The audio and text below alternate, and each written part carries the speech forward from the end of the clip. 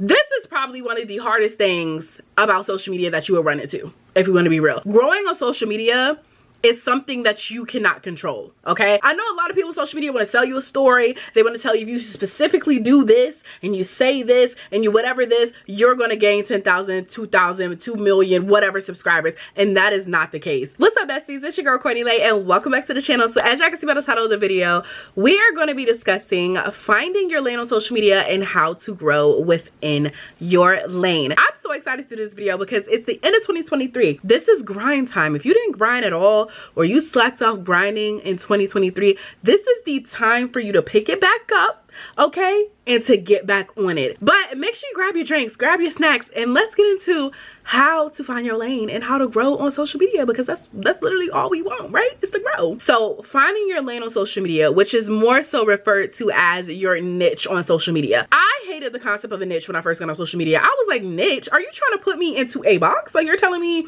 this is the only thing that I can do on this platform? Like, all this creativity, all this creative freedom within me, and you're telling me I gotta have a niche. I gotta have this little teeny thing right here. I gotta what? No. I hated the concept of a niche when I first got into social media, but I'm not even gonna lie to you. Niches are definitely very important on social media. I started off with no niche on social media, and that did not work out well for me. I was probably averaging like maybe 6 views to 40 views a video. But then once I got into actually having a little niche, I was averaging like 30 to 30,000 views on my videos, depending on what it was. When I first started YouTube, I always tell people this. I started off as a reactor. So I reacted to K-pop videos specifically. I loved K-pop back then, okay, baby? I was the K-pop fanatic, okay? And I just really liked doing the reactions at that time because that just is what I was interested in. But naturally, I grew out of it. And I always tell people, and I always give people this advice, whatever it is, whatever lane that it is you're gonna go into, whatever niche it is that you're gonna really hone into, make sure that it's something that, first of all, you love, okay? I feel like oftentimes we get caught up in the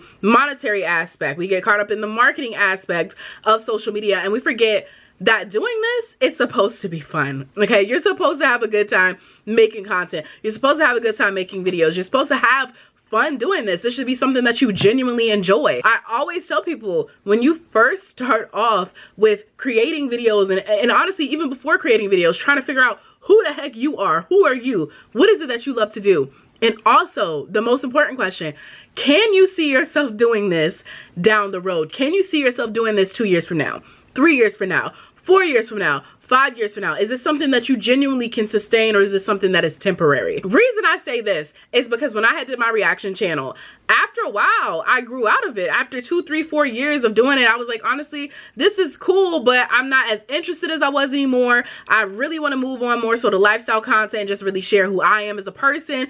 But by that time, I already had 1,000 subscribers who were literally there because they wanted to see these reactions, because your girl was, I was a pretty good reactor, don't get me wrong. But I was kind of put into a box, and I was kind of stuck up against a wall because I would post those lifestyle videos and they would get 4 views. I would post my reaction videos and they're getting hundreds of views. So I was sitting here and kind of like, dang, like, do I sit up here and forfeit, you know, my view count, or do I genuinely go and do something that it is that I want to do? And as y'all can see, I genuinely went ahead and did something that I want to do, okay? Because my thing is this. It's no point in being miserable doing social media. I got to a point in my life, in my career, where it was just not enjoyable anymore. Like, social media felt like work. It felt like a job, which it is a job. It can become a job. It potentially can be that. But at the same time, it should still be fun. You should still have that aspect of fun. Compared to all the other jobs that people have, creating videos, being creative, getting to talk to y'all, getting to, yeah, it should be fun. So I just want to say, like, when you create your niche, make sure that you create something that it is that you genuinely love. Make sure that it's something that you can envision yourself doing 2 or 3 years from now, and have fun with it. Like, make sure it's something that you genuinely enjoy. One of the biggest reasons that I went towards the more so lifestyle vlog-ish era is because it's just so much that you can do with that. A lot of the lifestyle vloggers, I did a lot of research trying to figure out what niche it is that I wanted to kind of go into, leaving the reaction videos, and I realized lifestyle was the one for me because I'm able to express my love for travel through vlogs. I'm able to express my love for different things through those vlogs. I was able to do hair videos, pretty much everything that I love and adore in my vlogs. If I was to do a specific or a separate video on that, it would make sense because those people who already watch my vlogs know like, oh yeah, she just had a wig review or a wig whatever or clothing this or travel whatever in the past vlog, so this video makes sense. I just feel like you have so much more creative freedom with lifestyle content rather than having one specific, you know, thing that you're gonna hone in on. Now you can capitalize off of a specific niche. I see a lot of people who capitalize off of having like a specific tech channel, and then you also have your channel over here who is lifestyle. So you technically are allowing people who only want the tech aspect to enjoy that, while also allowing people who maybe want your lifestyle aspect over here to enjoy that as well. You know, multiple channels is bad because if multiple channels pick up, that's multiple streams of revenue. You get what I'm saying? But I just want, you know, people to be very, you know, mindful of picking your lane. Make sure that you do the research. Go on YouTube. Look at people that you aspire. Look at people that you watch on a day-to-day basis. Look at their channels and see like what about their channels attract me here? What about their channels are you think gain traction? What about these channels, right, attracts the viewers? Is getting the views, is retaining the views, is having people watch the video from start to finish? What about those aspects? Look at it from a customer perspective, like you being the person who watched this person. Why am I here? Why am I watching the whole entire video? What about this channel? What about this person? What about their niche or whatever attracts me? And then go from there and see if you can figure out what it is exactly that you want to do as a person. Now, let's get into the most important part, and the one that I feel like a lot of people look forward to in their social media journey, which is growing on social media. This is probably one of the hardest things about social media that you will run into, if you want to be real. Growing on social media is something that you cannot control, okay? I know a lot of people on social media want to sell you a story. They want to tell you if you specifically do this and you say this and you whatever this, you're going to gain 10,000, 2,000, 2 million, whatever subscribers. And that is not the case. These people are selling you a story. Same situation as like, oh, you lose 10 pounds in one day doing this. You lose 50 pounds in 2 weeks doing this. It's the same concept. They're saying outrageous things to gain some traction. Social media, from my experience, and my experience only, is luck.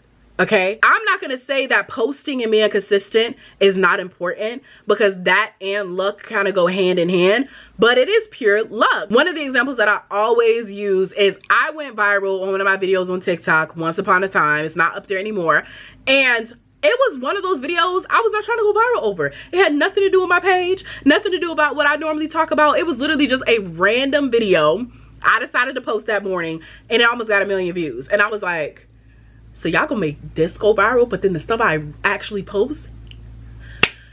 Algorithm, what you doing? And that's why I always tell people, like, luck definitely plays a huge part in it. Like, a lot of people will sit up here, like I just did a video recently the other day, and this is no disrespect to this creator, but they made a video basically talking about how to grow and this, that, and the third. But one of the biggest reasons why they grew was because this big influencer had like posted something of theirs or shouted them out in their story, which naturally made a bunch of people rush in to follow this person. That's luck. You don't know if somebody's gonna do that. You have no clue if somebody enjoys your content who's a big creator and is gonna post you. My thing is this: strategy plays a big part, but also luck plays just as big of a part, okay? Strategically, posting consistently is super important, because if you are not posting consistently, you don't have content that's gonna go viral. You don't have content to be put in the lucky pot to possibly be picked out, okay? You have to have content in order for something to go viral. One of the biggest things that I think I've learned over this past year specifically, that to me helps gain traction, which helps people grow on social media, is really adapting to the concept of providing somebody with some information. Provide somebody with a solution to their problem. It does wonders. Like, some of my most popular videos on this channel are my synthetic hair video, teaching people how to revamp your synthetic wig after you wear it for a few weeks and it looks crazy. That video is almost at 100,000 views right now. Another video that did really well was how to shoot dark aesthetic videos. At that time, that was super in. Everybody was doing it, so I taught people how to do it on a camera and on a phone. Those videos are in the thousands. I don't know how to install a wig. How do you do it? Boom, video. There's how you do it. Those type of videos are the videos that are growing channels, because you are literally providing somebody with solutions. Go on YouTube, go on anywhere and search a how-to video and look at how many views those videos have. It's because they're providing you with information. They're giving you exactly directly what you need in a short form content or long form content, and boom. That's why those videos do so well. I highly recommend, after you find your lane, after you figure out what it is, what kind of content you want to do, definitely look into Google search queries, which basically go on Google, type in, maybe if you're a beauty influencer, wig, type in makeup, type in, you know, and see what people are asking. What are people curious about? What are people needing help with? And make your content based off of that. Make your content based off if somebody says how to, you know, make your primer or how to make your foundation look smoother or how to make a video explaining that, because 9 times out of 10 there are a ton of people who are wondering the same exact thing. Okay, now the last piece of advice that I have for growing, and this is something that I've been taking advantage of myself. This is what got me to 1,000 subscribers on this channel and is about to get me to 2,000 subscribers on this channel. YouTube freaking shorts, y'all. Please take advantage of YouTube shorts. YouTube shorts has been a game changer for me. Point blank period. As a small creator who literally does not gain traction on her videos a lot, especially since I've been kind of on a hiatus the past couple of months, YouTube shorts has done it for me. YouTube shorts, I will post something, especially like I said, if it's something that provides information or it's just something that people didn't know before or are interested in, and like it would get 2,000 views, 8,000 views, sometimes 9,000 views. I had a crumble cookie video short, if you scroll down, that got 40,000 views. Never was I expecting it to, but I gave people a review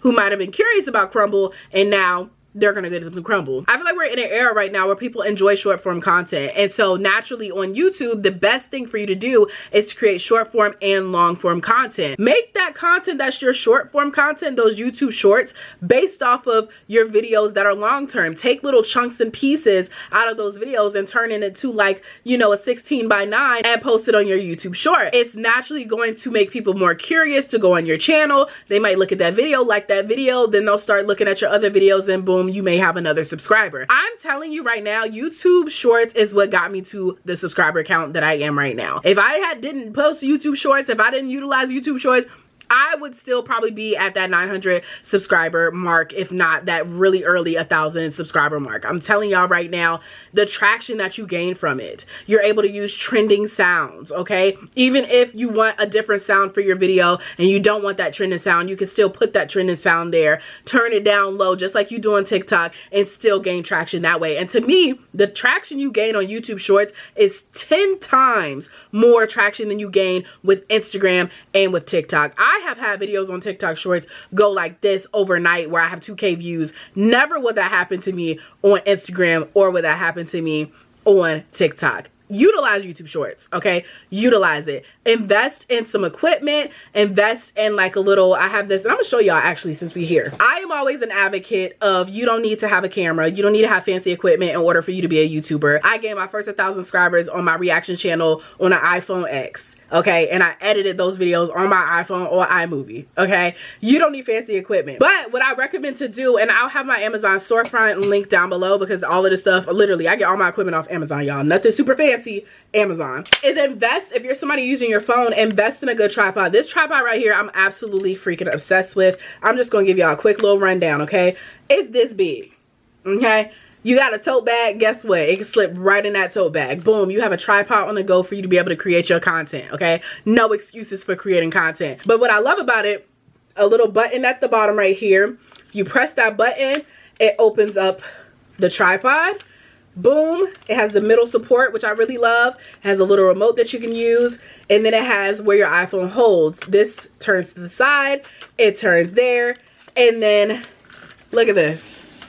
It's a super long tripod, okay?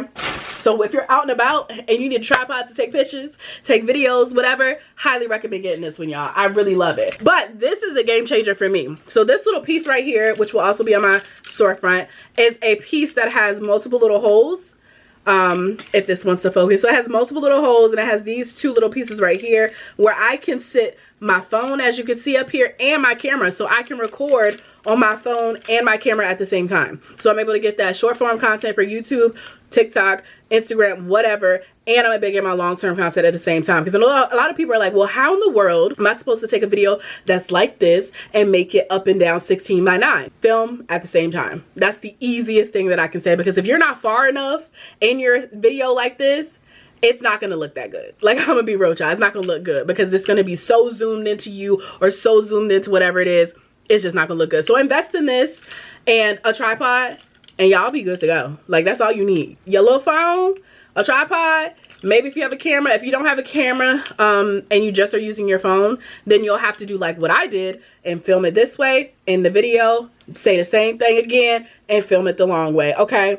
You gotta hustle, okay? You're gonna have to hustle. But yes, loves, I really just want y'all to have fun with social media. Like, I feel like for me, I'm starting to get back into the routine of having fun with social media. For the longest time, this was like, it was a burden. And I just don't want it to be a burden, because when I first started this, I had a love for film. I had a love for just being on camera and being out there and just, you know, meeting new people and making new friends, you know, online. And so I wanted to just get back into having fun with it. So honestly, like I said, do your research for your niche. Figure out where you fit in. Figure out what other, you know, creators are similar to you and what they're doing and what works for them and what people are loving. Look at the comment sections, okay? And once you get into a position to know your niche, then go on them search queries and figure out what would be the smartest things for me to do. How can I solve a problem while also posting content that I really enjoy? I think, you know, if you are somebody who is aspiring to be a vlogger, I know I said that those don't really gain a lot of traction in the beginning.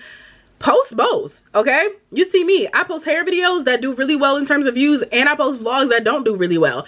It's just one of those things where it's like I want to get my viewers used to seeing both. So you see I do hair videos, but you also see I do travel vlogs, and you also see I do lifestyle vlogs, you know? Do both of them. Do what makes you happy, but make sure you do it smart, okay? But oh my gosh, I hope this was helpful, y'all. I know I ramble on a lot, okay? But I just wanted to give y'all as much information as possible. Comment below, let me know if y'all have questions. Let me know what's your biggest struggles for starting a YouTube channel. Let me know what your biggest struggle has been as a actual content creator. Like, what are you struggling with, and what advice you could provide to others out there who may be struggling or may be trying to enter this game. Because listen, when I first started off, any and every advice I could get, I would take, okay? Without a doubt. But I thank y'all so much. Make sure y'all subscribe. Again, that Amazon storefront link will be down in the description for the equipment. Love y'all so much, and I will see y'all in the next video, besties. Bye.